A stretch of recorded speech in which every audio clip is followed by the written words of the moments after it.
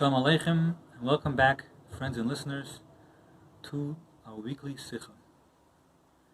In this week's Parsha, the Torah repeats the story of the building of the Mishkan, the special tabernacle which was in the desert. So first the Torah repeats the donations of the raw materials, and then the Pasuk introduces us to the fact that Hashem instructs the Chachmei Lev, the wise-hearted people, to come and do the malachas, the work involved in constructing the Mishkan. And the Pasuk lists different items which were made by the Chachmei Lev, the wise-hearted people.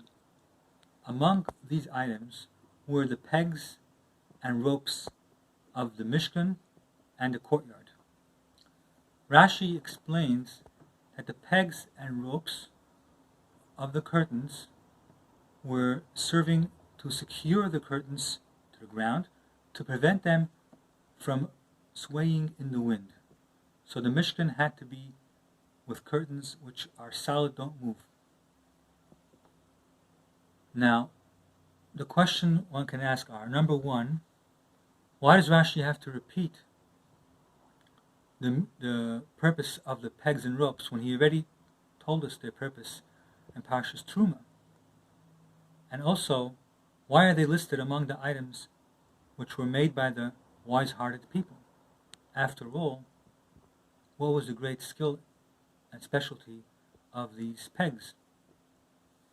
So we can answer that Rashi is teaching us that the pegs were not just pegs, but rather they complemented the curtains.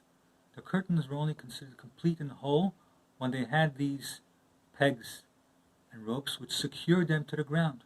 Only when they were properly fastened to the ground in a way that they would not sway in the wind, they were solid, then we had proper curtains.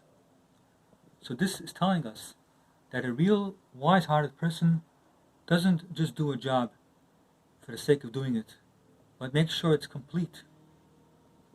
The Chachmei Lev, the wise-hearted people, they ensured that the walls were solid. What is the lesson for us? The Rambam tells us that it is a mitzvah for every wise person to teach all students, even if they're not his children.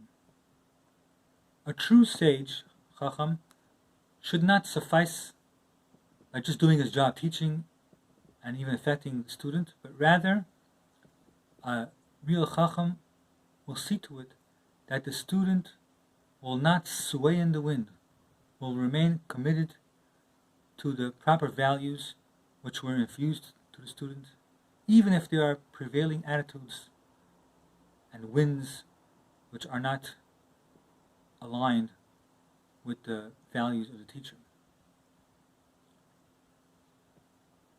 The Rebbe tells us in a similar sikha, the same idea in Parshas Vayakhel, that regarding the menorah,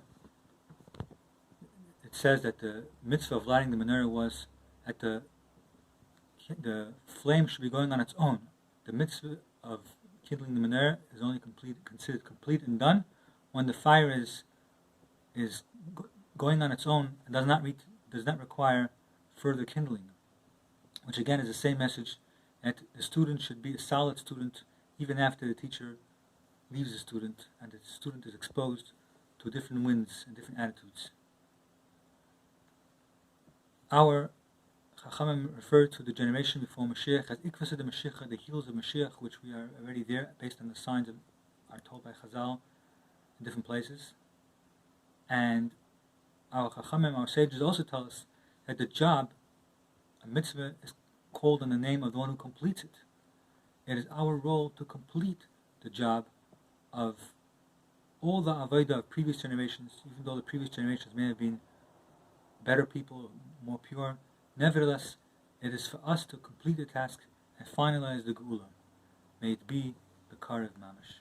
Kol Tov.